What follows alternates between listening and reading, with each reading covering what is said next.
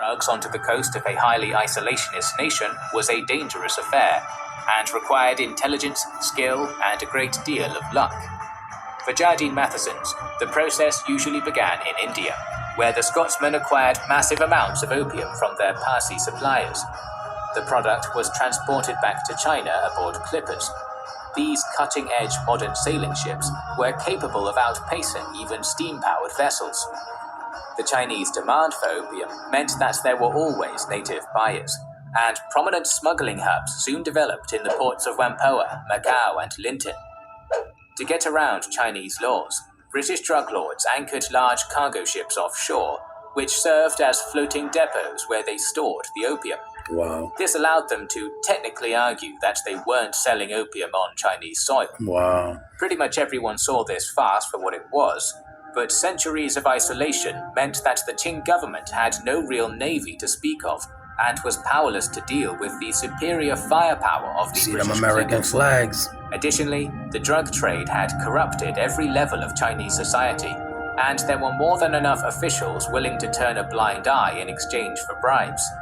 Ironically, the Cohong, which was specifically tasked to contain European influence, had become the key accomplice in the drug trade. Wow. From the floating depots, Chinese smugglers would buy opium in bulk in exchange for bullion of silver, then store the drug in speedy crafts known as fast crabs and scrambling dragons, and sail them up the shallow riverways of China, disseminating the addictive product throughout the nation.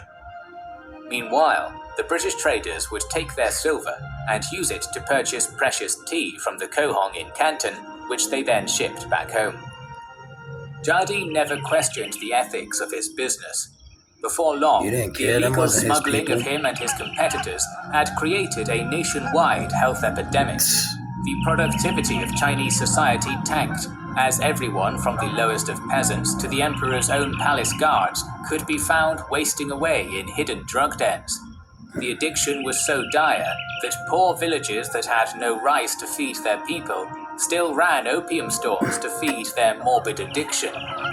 Between 1834 to 1841, Jardine Matheson's fleet grew into 19 great clippers and hundreds of smaller lodger boats, more than any other private trading company in China. The pair had become impossibly wealthy, but now they were at the top. The challenge was to stay.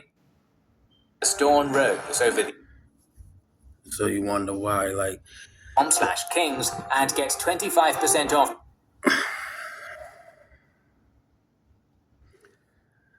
before China got hooked on that heroin, it was the #1 economy in the world. You know what I'm saying? The way they look at it is like the foreigners attacked us, just our country to get us hooked. Fast forward 100 plus years later, they purposely made the fake drug fentanyl. It's just like a payback. They just waited mad long to do it.